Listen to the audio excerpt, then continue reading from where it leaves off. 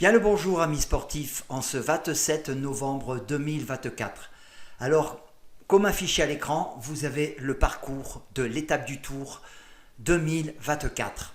Alors, comme tous les ans, elle se court sur des parcours différents. C'est ce qui fait son originalité par rapport à d'autres épreuves du même genre. Et ce qui est bien sur l'étape du Tour, c'est que la circulation est fermée justement à cet effet. Ce qui confère à cette épreuve, comme aux autres d'ailleurs, l'ardéchoise, etc., à une ambiance générale qui est unique, on va dire. Alors cette année, ça sera un départ Nice, arrivée à Nice. Jeux Olympiques oblige. À cause de ces JO, bien entendu, le Tour de France 2024 sera sensiblement chamboulé. Mais c'est pas très grave en définitive. Arriver ou pas à Paris, ce n'est pas un problème pour nous. Alors cette année, les principales difficultés de cette édition 2024 ne seront pas la distance. Ça sera plutôt l'école. La distance, 138 km. Mais attention, petite distance ne veut pas dire moins de difficultés. Ça veut dire plus intense.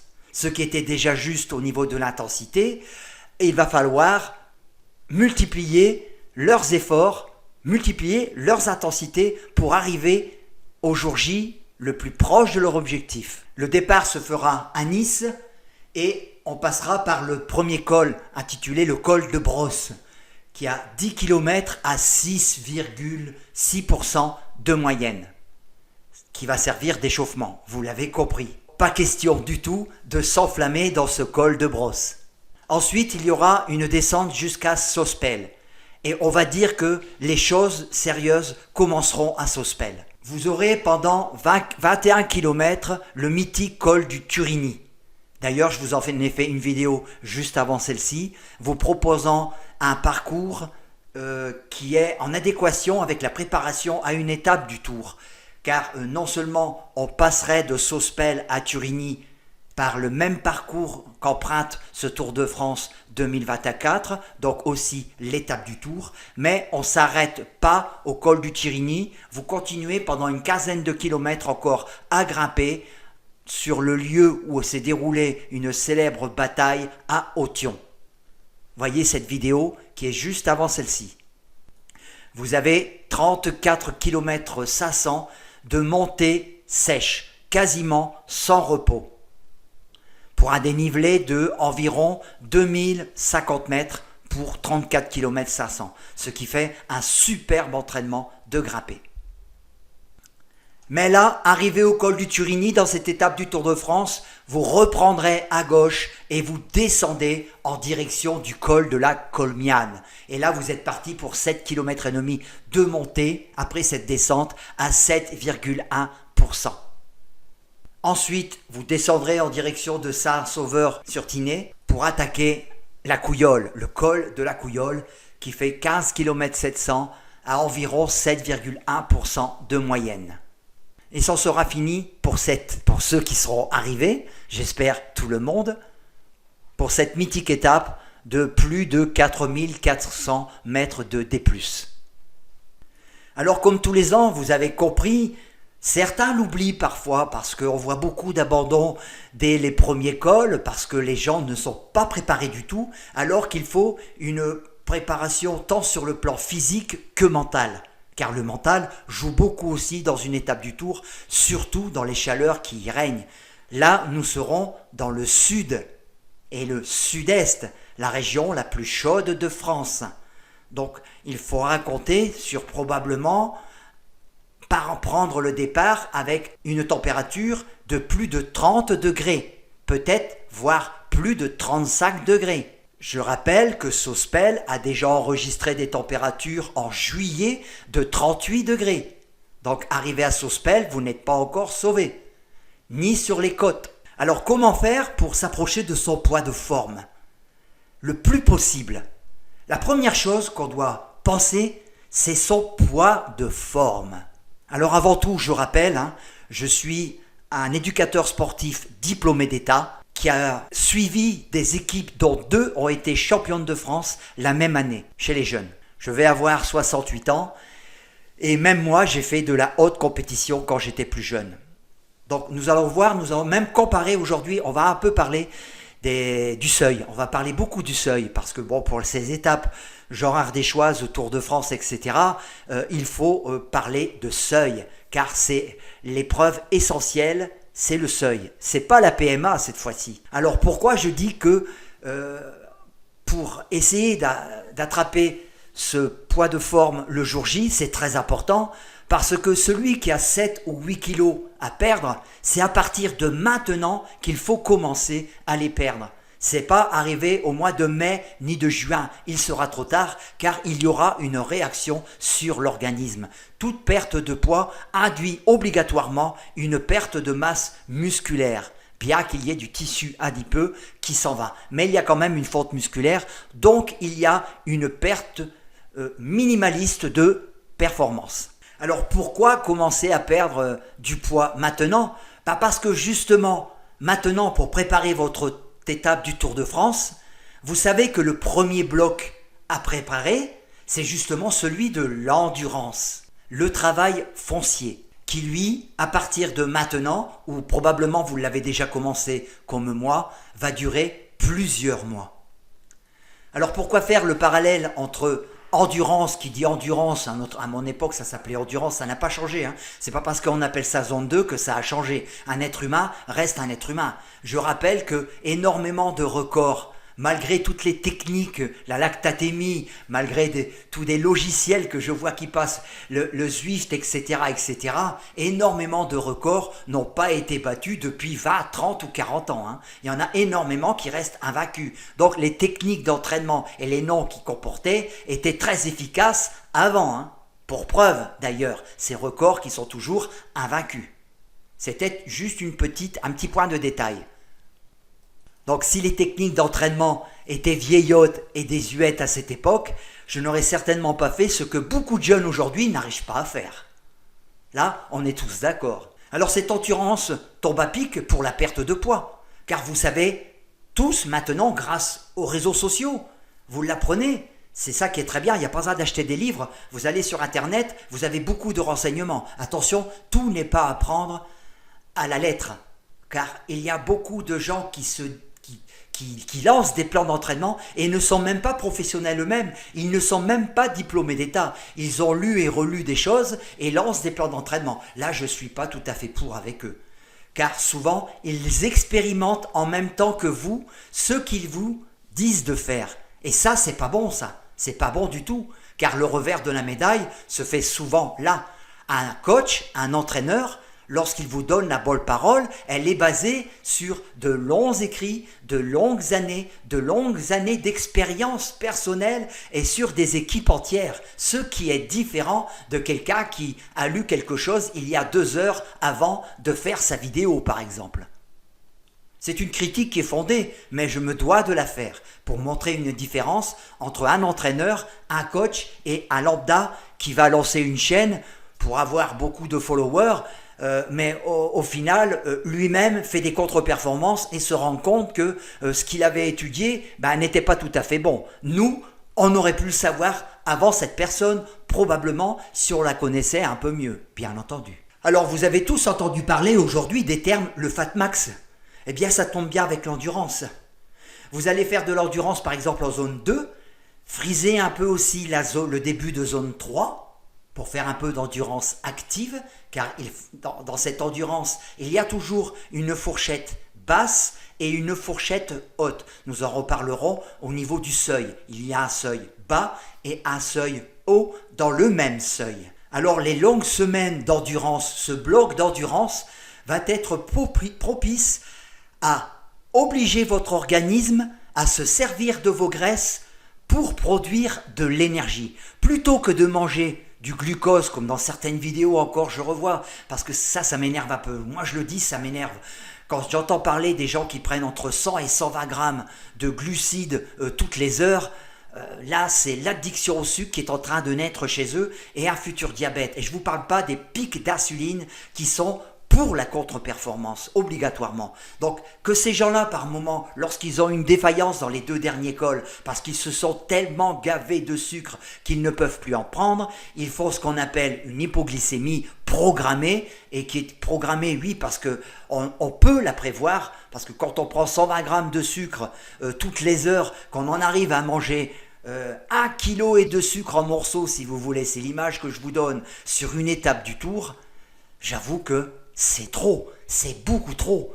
Ne vous étonnez pas que ces gens ont des problèmes gastriques, ont des problèmes intestinaux et font des contre-performances dus justement à cet équilibre d'insulino-résistance qui est en train de se créer dans leur organisme. Bon, je ne vais pas aborder ça aujourd'hui, l'insulino-résistance et les pics d'insuline, ce n'est pas le lieu ni l'endroit. Mais sachez que l'endurance en zone 2, friser un peu la zone 3, va vous permettre d'utiliser la fonction lipidique pour faire du glycogène. Alors dans votre bloc, je vous conseille de vous faire suivre par un coach, ne faites pas le plan d'entraînement vous-même, je vous donne moi que des bases, parce que je ne m'aventure pas à faire des plans d'entraînement que je vendrais, par exemple comme je vois sur la toile, les gens qui vendent des plans 30, 40, 50, 60 euros, je trouve que ça devrait être interdit, tout bonnement. Parce qu'un plan d'entraînement se fait quand vous avez la personne en face, quand vous avez vu courir ou faire du vélo de cette personne, quand vous l'avez vu à l'ouvrage, là vous commencez à faire un plan d'entraînement. C'est pas sérieux de dire je vous vends un plan d'entraînement sans vous connaître.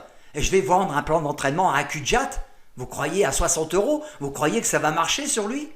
Non, il faut connaître la personne. Un plan d'entraînement, c'est personnalisé. Donc c'est pour ça que moi je ne vous donnerai pas de plan d'entraînement. Je vous dirai des grosses lignes et vous en parlerez à vos coachs. Alors dans ce bloc d'endurance, il va falloir arriver, donc parler à votre entraîneur pour arriver à ce qu'on appelle dans l'ultra-endurance, c'est-à-dire faire doubler vos normes d'endurance que vous avez d'habitude. Si par exemple sur une semaine, vous faisiez 5 heures, eh bien pour préparer l'étape du tour, il va falloir passer à 10 heures d'endurance, chers amis. Eh oui, c'est obligatoire.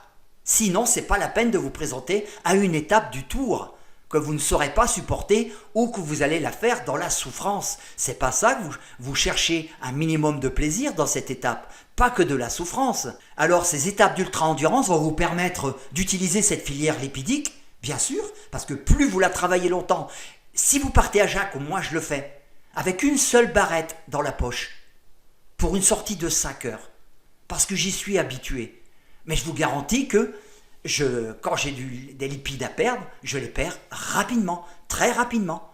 Et je ne me déshydrate pas parce que je bois. Je bois normalement, aux fontaines, avec très peu de sucre dedans, juste quelques petits électrolytes, potassium, magnésium, du zinc, etc., des vitamines, c'est suffisant pour moi.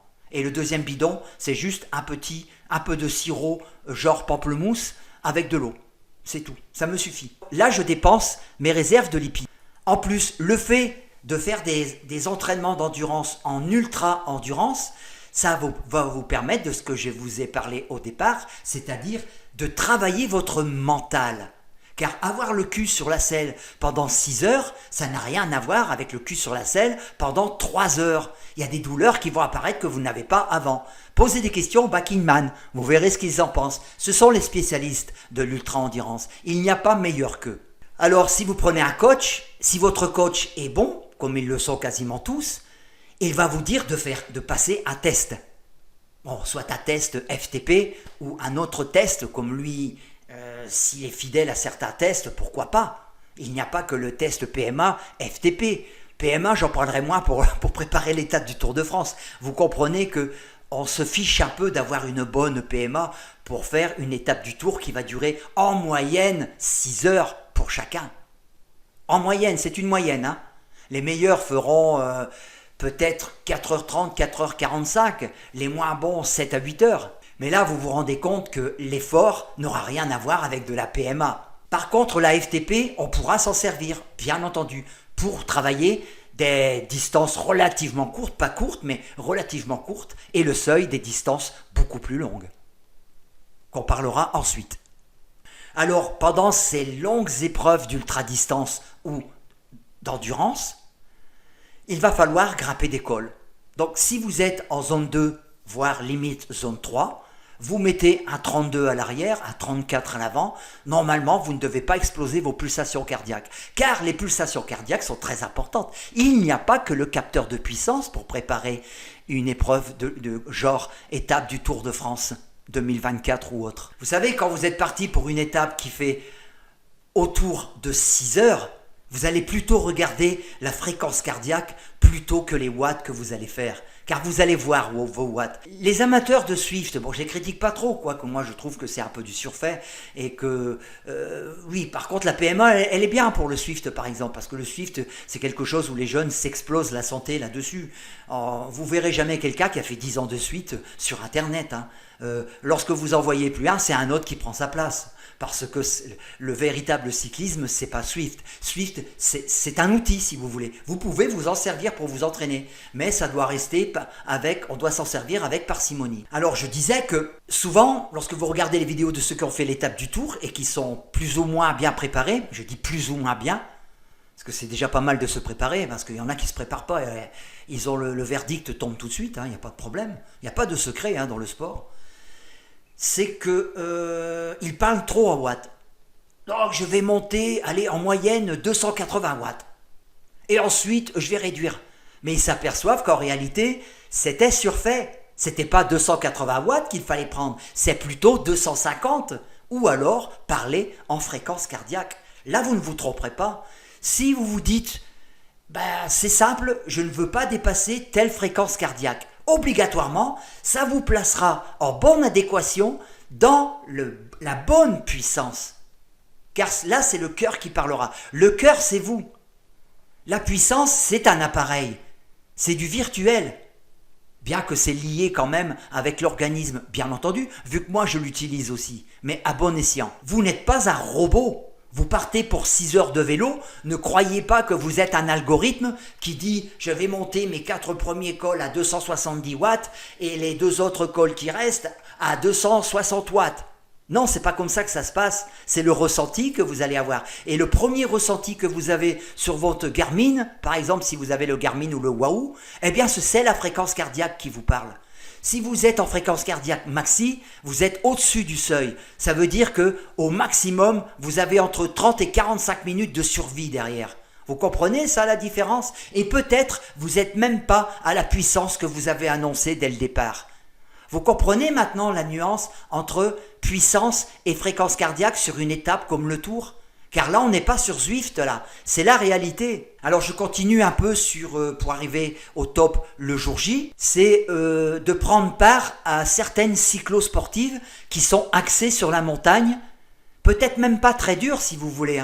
Prenez-la peut-être même à un niveau moyen et vous en servez comme entraînement. Mais surtout, votre dernière cyclosportive doit s'arrêter, on va dire, allez, 1 mois avant l'étape du Tour. Pour ne pas avoir de choc, pour pas vous blesser, pour ne pas en faire trop, comme on dit. Voyez ? Bien sûr, et j'ai omis de le dire dès le départ, c'est d'observer de la progressivité dans votre préparation. Il est permis de stagner par moments. Si on ne se sent pas trop bien, le ressenti est arrivé à 8 ou 9, on se dit non, peut-être là, j'ai peut-être un petit peu trop forcé. Soit vous restez en steady state, en état stable, ou alors vous prenez un peu de repos. C'est permis. Le repos, ça sert à ça. Ça sert à se rebooster. Donc maintenant, allié à l'ultra-endurance, dont je vous ai parlé, par exemple, si vous aviez 5 heures par semaine, de passer progressivement à 10 heures par semaine, voire plus pour ceux qui peuvent, c'est au moins 3 fois par semaine pour s'entraîner, pour une étape du Tour, si vous voulez rien de près. C'est ensuite d'augmenter votre surcharge de travail, en intensité, au seuil, en musculation, etc. Et ceci, je le redis, progressivement.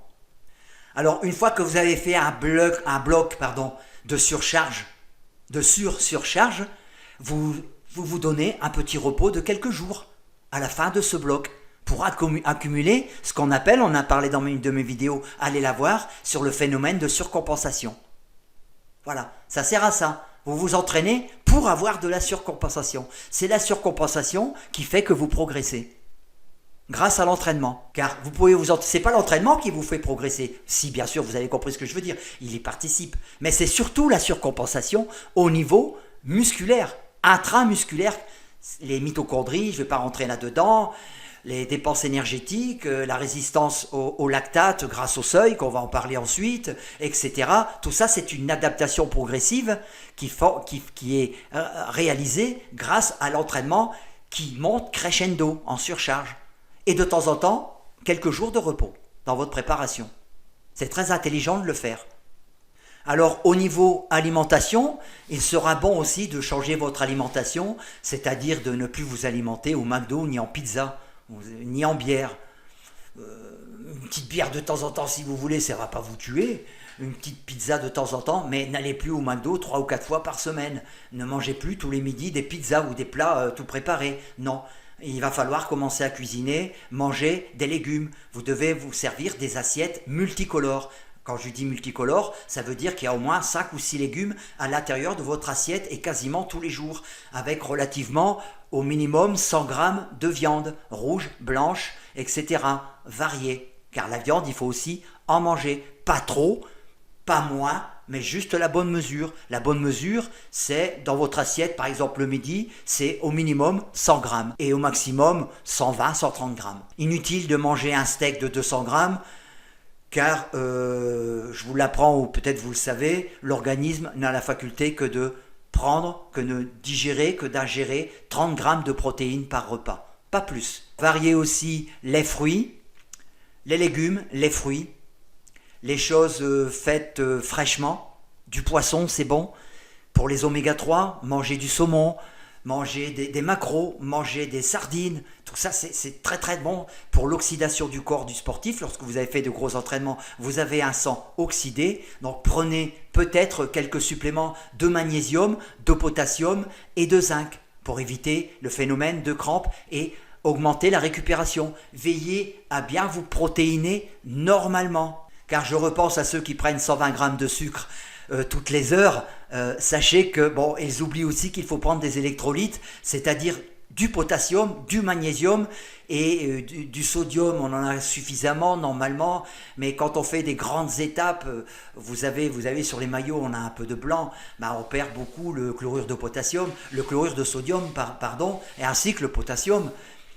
Et il est bon parfois même de mettre, comme moi je mets peut-être, un petit peu de bicarbonate de sodium dans le bidon. Ça donne un petit goût, mais ça vous permet de pallier un peu aux dépenses de sel. Et surtout, mangez des fruits et des légumes pour les besoins en potassium. Aujourd'hui, l'OMS a rectifié ses chiffres. Elle nous donne jusqu'à 6 grammes de potassium par jour. C'est le double de ce qui avait été annoncé depuis longtemps. Des gens sont en carence en potassium, notamment chez les sportifs, et ils ne le savent pas. Donc il peut y avoir divers mots que je ne vais pas détailler ici. On pourrait peut-être y revenir dans une autre vidéo. Alors cet équilibre alimentaire et de boisson est très important pour votre préparation. Il vous fera que vous allez avoir un bon régime, donc de bonnes performances, car vous avez du bon carburant. Alors pour finir cette vidéo, je vous ai parlé du seuil, qui va faire partie, un ou deux blocs de votre entraînement, car votre professionnel qui va vous encadrer, si vous en avez un, il vous parlera surtout de seuil, que ce soit préparation de semi-marathon, marathon ou épreuve du Tour de France. Il y a des particularités dans les sports où, qu'on soit sur le vélo, à pied ou au rameur ou ailleurs, ce sont les mêmes objectifs de filière qu'il faut travailler, de façon parfois différente, mais obligatoire. Alors les seuils, il y en a plein. Il y a le SL1, le SL2, donc il y a ce qu'on appelle le seuil aérobie. Donc vous savez, c'est le SL1 en définitive, c'est la zone 2. Donc celui-là, on l'oublie, vous allez le travailler dans un bloc en ultra et en endurance aussi. Donc ça, on n'en parle pas. On va parler du seuil anaérobie. Alors le seuil anaérobie, c'est celui qu'on prend particulièrement au niveau des fréquences cardiaques et qui peut correspondre aussi à une puissance aussi au niveau de vos capteurs, mais je ne trouve pas ça très très bien de partir une préparation sur un capteur de puissance, car le jour où vous n'êtes pas bien, votre cœur lui va vous le dire tout de suite, mais vous irez sur ce que vous demande votre capteur, et c'est là que vous allez faire l'erreur. Car si ce jour-là, vous êtes un peu fatigué et que sur votre capteur, on vous demande par exemple 290 watts, vous allez les réaliser et vous allez partir sur un début de surentraînement. Alors que si vous aviez regardé vos fréquences cardiaques, lorsque vous allez regarder sur votre Garmin ou sur votre application arriver chez vous, vous allez dire « Merde, je suis un petit peu trop haut, j'ai travaillé au-dessus de mon seuil et donc c'est pour ça que je n'étais pas bien. Mon rendu aujourd'hui, il est de plus de 8, il est de 9, voire parfois de 10. Lorsqu'on rentre à la maison et qu'on n'en peut plus, là vous avez trop travaillé car vous n'avez plus de marge de progression. Le seuil anaérobie au niveau de la fréquence cardiaque, on va prendre le plus simple, on ne va pas prendre la fréquence de réserve, on va parler de fréquence cardiaque que tout le monde comprend, maximum. Donc moi par exemple j'ai une fréquence cardiaque maximum actuellement de 175, elle risque un peu de monter lorsque j'arriverai d'ici 2 mois, je le sais, je me connais parfaitement, donc ça me fait un seuil à 157 battements par minute, qui est mon seuil haut, avec un seuil bas à 83%. Donc on va dire que le seuil bas commence à 83% et il se termine à 90% pour le seuil haut. Vous avez vu, on a une fourchette d'un petit 10% pour travailler ce seuil. Donc, quand vous allez travailler vos séances de seuil avec votre coach, il va probablement vous faire démarrer vos premières séances sur un seuil bas, de façon à avoir une progressivité pour ensuite terminer, lorsque vous arriverez à quelques semaines de votre bloc, sur un travail de seuil haut, c'est-à-dire près autour de 90%. Et ce seuil haut veut dire que à partir de ce moment-là où vous travaillez au seuil haut, c'est que votre organisme est prêt à faire de la lactatémie, beaucoup de lactate, c'est-à-dire que là, il ne pourra pas les éliminer. Travailler entre 83 et 90% au seuil, ça veut dire gérer la lactatémie, c'est-à-dire évacuer tous ces effets lactiques que vous avez à l'intérieur de votre organisme et dans vos muscles. Jusqu'à ce stade de 90%, vous ne les conservez pas, vous ne les accumulez pas, justement. Vous les éliminez. C'est ça le travail du seul. Et le travail du seul peut s'apparenter à quelque chose qu'aujourd'hui on connaît. Sur les plateformes Swift, on en parle. C'est le sweet spot. Le sweet spot, eh bien, c'est travailler entre 85 et 90% de votre FTP, par exemple. Ça peut s'apparenter à un travail de seuil. Alors, ce travail de seuil, comment peut-il se faire? Votre coach vous dira de le faire, par exemple, sur un col. Sur un col, il vous dira, tu ne dépasseras pas autant 90% de ta fréquence cardiaque. Par contre, tu ne descendras pas en dessous de cette fréquence. Et là, vous allez travailler une montée de col, par exemple, de 30 minutes, qui va durer une trentaine de minutes. Vous allez le faire 1 fois, 2 fois, 3 fois ou 4 fois, ça peut arriver. Je l'ai fait, moi. Et je ne suis pas pro. Mais bien avant ça, vous travaillerez sur des fractions de 10 minutes, de 15 minutes ou de 20 minutes, hein, bien sûr. Il y a toujours une progression. Alors, par exemple, si je pars pour un travail de 45 minutes au seuil, sur une montée de col, ne démarrez pas sur 90%. Vous vous donnez une réserve de 10 à 15 pulsations dès le départ, dès les premières minutes. Par exemple, vous dites, je dois travailler à 170 pulsations. Eh bien, je vais travailler 170 moins 15. Je vais démarrer mon exercice moins 15 pulsations. Et progressivement, vous allez monter jusqu'à atteindre votre seuil. Et ensuite, vous réglez en fonction de votre connaissance de vous-même. Voilà, là l'entraîneur ne peut pas vous dire comment vous êtes à l'instant T. C'est vous qui le savez. Ne vous surestimez pas et ne faites pas l'inverse non plus. Ne soyez pas dans la facilité. Un travail de seuil, c'est un travail de seuil. Donc je ne vais pas faire trop éterniser cette vidéo, on en a déjà plus de 30 minutes. Vous voyez que ce travail de seuil est très très important pour une étape du tour. D'ailleurs, regardez et écoutez la respiration des gens que vous doublez par exemple sur l'étape du tour. Vous voyez qu'ils ne sont pas trop essoufflés parce qu'ils ont des heures à faire. Et vous voyez tout de suite qu'ils sont au seuil. On travaille au seuil quand on fait une étape du tour. Qu'on le veuille ou non, on est dans la limite du seuil. On ne peut pas aller au-delà parce qu'on explose tout de suite. Donc on se maintient un petit peu en dessous. Juste de quoi? Les meilleurs, eh bien, c'est ceux qui arrivent à maintenir pendant 4 à 5 heures 85 à 90% de leur seuil par rapport à leur fréquence cardiaque maxi. Ce sont les gagnants. Ils sont entre 85 et 90% sur les 5 heures, par exemple. Voilà, c'est tout. C'est ça le gagnant de l'étape du Tour. C'est pas autre chose. Donc là, je vous ai un peu parlé de la différence entre les deux, parce que vous avez les cyclosportives où la FTP et la PMA aura plus d'importance.